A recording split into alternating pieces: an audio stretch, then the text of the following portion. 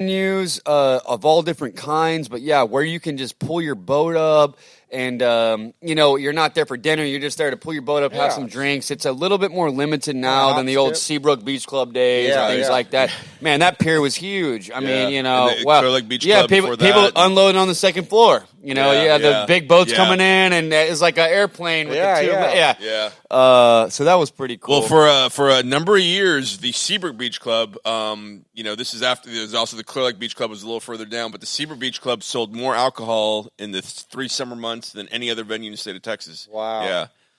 And then it got torn down, and there's been nothing put in its place. Supposed to be a couple of high rises. Yeah. Now it's there's some boat trailers, sitting there. Yeah. Kind of sad. Yeah, we lost a couple of venues right there. The old Seabrook Beach Club, the old Pier du Lac, Studio 54, venue, Waves. It's been like 18 different places right next door. Even Claudio's for a little while. One of the 28 different venues that was Claudio's at one point in time. Yeah. Go to San Leon, I guess. Topwater and old Pier 6. Pier 6 is going to have what an amazing show we had at Pier 6. You heard that episode? Yeah, man, that was cool. I actually went to high school with old Joe Cervantes there. Oh, okay. Yeah. So we go back a little bit. Very good. Oh. Awesome. Yeah, he's the cook, right? The head. Yeah, he's head chef. He's the executive chef, and we had on the show he's like the secondary. Chris does just as much. He went to high school with us too. Yeah, yeah. They're both amazing. They both have like crazy careers. Oh yeah, they're a really good team. When you're in high school and you hear somebody's like being a chef, you're like, you don't really know, but now that we're they might have moved older, off for a few years, and then you're like, they come back, and you're like, damn. I didn't really keep up with Chris that much, but Joe was a good friend of mine, so I always kept up with him through Facebook and everything. Luckily now, and he went on. He worked for Killins for a while there in Pearland, and I think helped him start the steakhouse and then the barbecue joint. And then he worked in Houston at some high-end restaurant I can't afford. And right. Yeah. Now he's down here. He's like, I didn't know he was involved and you're talking about Chris involved with Killins. I think Chris also worked at Killins, but I'm not real sure. But Joe definitely did. Yeah, I've eaten at Killins Barbecue a few times, and one time with my best friend, we had some steaks there at the steakhouse, and man, that was a good night. Yeah. Luckily, he paid for the tab. Yeah. Oh my goodness. Yeah, I don't even want to say what it was. Yeah. I didn't have to buy it. We only go for anniversaries. Right? Yeah, there you go. Occasions. It's good though. It's good. Yeah. Yeah, I think Pier 6, I think they're kind of working on the dock system. And I just talked to Raz the other day. Oh, okay. Got a little update. Oh, man, dude, we're working on Weekends on the Water events and all sorts of stuff, bro. Awesome. Yeah, but no, he's excited to get on a board. We're actually going to ride boards from his house to the marina when it's built. I don't know if we're going to have to refill in between. We're going to make it work, though. I think we can make it. But yeah, we're going to launch off at his house, go to the Pier 6, have some lunch, ride back. We're going to make a little thing of it once the marina kind of launches off. Oh, very cool. Get a few people together, and it should be fun. So he's game. He's down. He wants us back out there. Awesome. Man. How's the marina coming? I haven't been out there since the show. But dude, he showed us. They had construction equipment. Equipment. They were bringing piers and rocks in, and then they were making moves. I think they were trying to get it done before summer. If I had to guess, I'd say it'd be ready by June 1st. Yeah. I don't know. But they might be behind schedule. They might actually be a lot closer than we even realized. Maybe they're already bringing boats in. I don't know. They've got the money to fast track some things. They're definitely one of those organizations that seem like they're on top of things. Yeah. I've been seeing they're involved in a lot of events, man. Dude.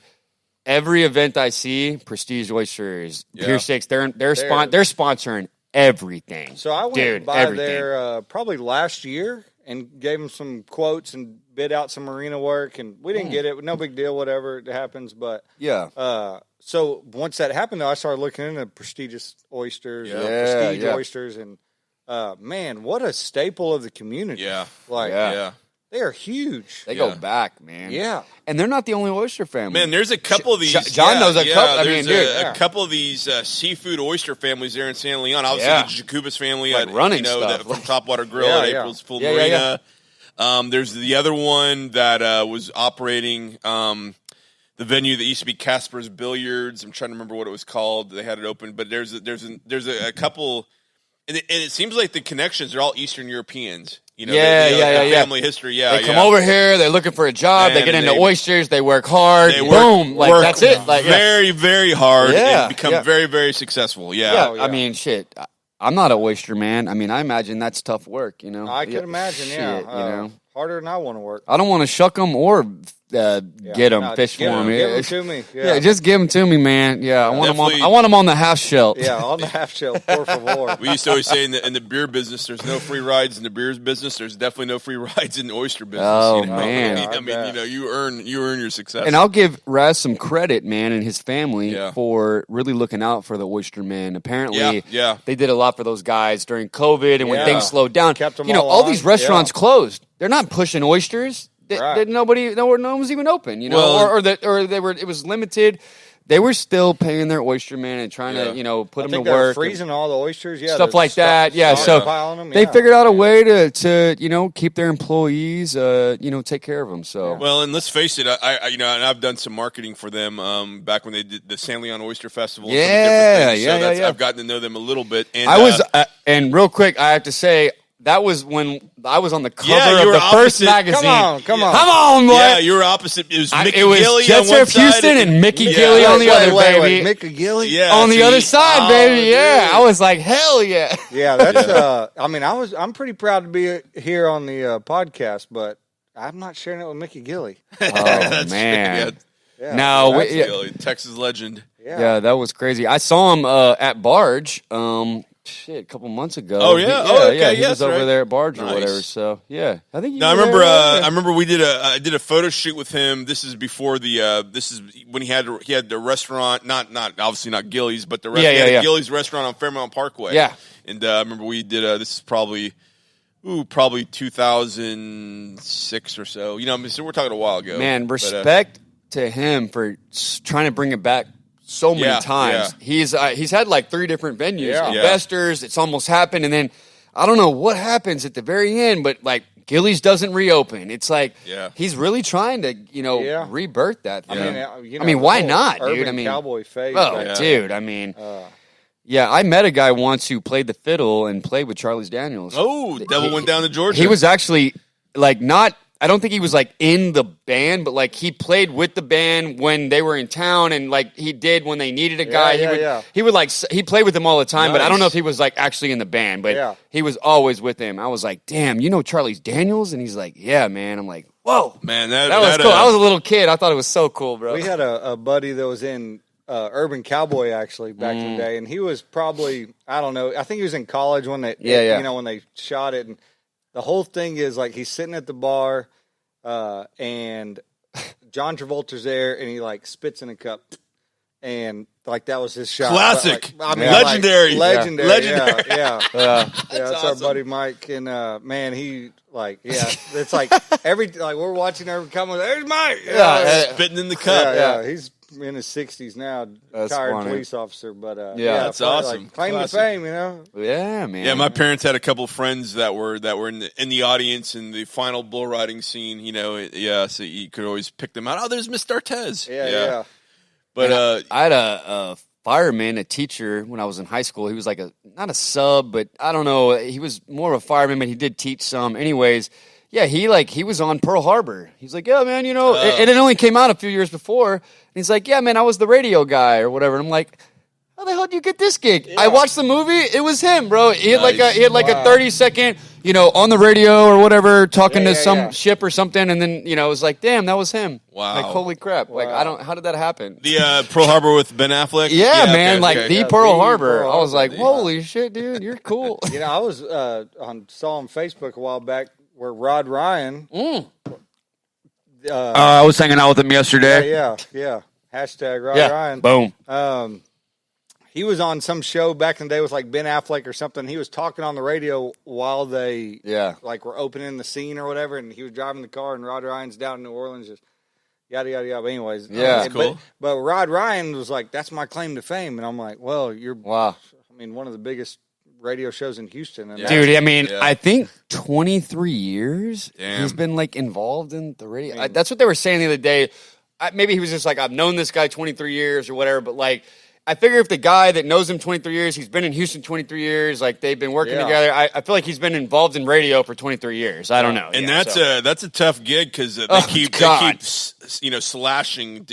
Now you have like one personality that's in like 20 different markets at the same time or something. Everybody's going. These stations, they don't have the budgets they used to have. They don't have as many different DJs they used to. Not at all. I also heard the other day that, and quote me if I'm wrong, but I think he said that he started the 10th caller. Oh, really? Yeah, like 10th caller wins a car. Wins a case of beer or whatever. Wow, nice. That's a pretty big deal. Yeah. He's a cool guy, man. Wow, I gotta say, I'm impressed watching him yesterday. What a class act, because that guy had that whole charity event yesterday that he runs with Roger with Texas Adaptive Aquatics, and which helps with water sports and disabled people, and it's just an amazing program. And I don't know how Roger and Rod Ryan teamed up, but man, they put on a really, really good event yesterday at Wildcat Golf Course. And what's amazing, man, is just, how long he's been doing this, how much he's been involved, that he's able to function drinking all day. And I don't even think he's that big of a drinker. But, man, he was drinking all day. We were all drinking all day. And a lot of us, were, not me, but a lot of people that were playing golf and stuff. I was working. But they were starting to fade, right? Man, this guy, Rod Ryan, he's just, doing the raffles and keeping the crowd alive. And I'm like, I don't even know if he's going to remember tomorrow. Yeah. But, dude, you would never know. He's completely functional. He's probably blacked out. But, it was awesome to see him working it, man. He was doing his thing, dude. He put on a good event. Got it. Dude, he's an entertainer, dude. Think about the energy it takes. He's an entertainer. He was dropping some F-bombs, but a lot of F-bombs. But it was, I guess it was that kind of day or that kind of fun, you know. I remember him doing the St. Patty's Day deal.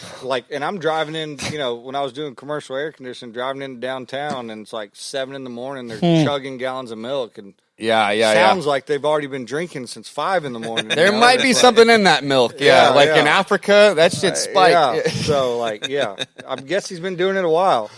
Yeah, man.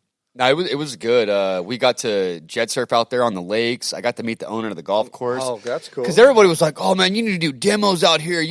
Why don't you put them on the water?" And we're like, "Well, we got to talk to some people. We're not sure if if you can get permission." And then I'm walking back to my booth, and there's these guys they're pitching over at like a little thing by the clubhouse, or chipping. And he's like, "Hey, where you guys headed?" And we're like, "What?" And he's like, "Yeah, where are you guys going?" Because we were walking over to like kind of the charity area, and I guess he didn't know us. Like, "Oh, we're going back to our jet surf booth." "Oh, you're the jet surf guys." Like, "Yeah." And he's like, "Oh, okay." He's like, "I'm Tim whatever." And he's like, "I'm the owner." I was like, "Nice. Oh, nice, man. That's what's up." Now I know why you were like, "Where you headed?" Yeah. And he's like, "When are you guys going to go demo those?" And I was like, "Well, we were trying to." He's like, "Is it cool with you?" And he's like, "Yeah, it's cool." And I'm like, "Well, we didn't know who to talk to, but it sounds like we just got permission." Yeah. So we did a few demos. The owner gave us the all clear. It was good. So nice. Yeah. So I had my trainer Trent out there, who lives in Lake Cove, and nice. man, he was ripping it up. So it was good. Very cool. Yeah. They got like 4 lakes out there, 2 18-hole golf courses, and apparently that's the official sport golf course for all the pro teams. Texans, Rockets, all of them. That's where they do their events, and kind of that's where they're affiliated. Yeah. Now I know some of the high-profile players are involved in many other country clubs, but when they do a lot of the coaches, staff members, lower-level team members, they play at Wildcat. Nice. Yeah. Nice. So they were talking about all sorts of people they've seen in there. But they said sometimes they don't see the big names. Like those guys, I don't even think those guys go out.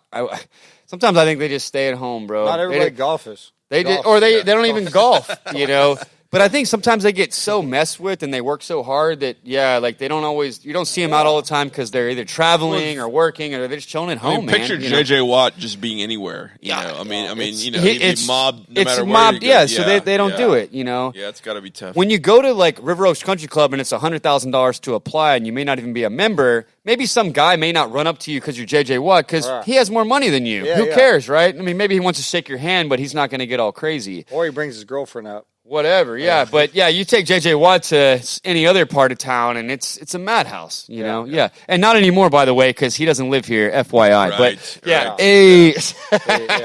He's no hard feelings, but He's no longer all here. my favorite players are moving over to Arizona, man. Oh man, I remember J.J. Watt, Hopkins. Yeah, like 10 years ago, George Strait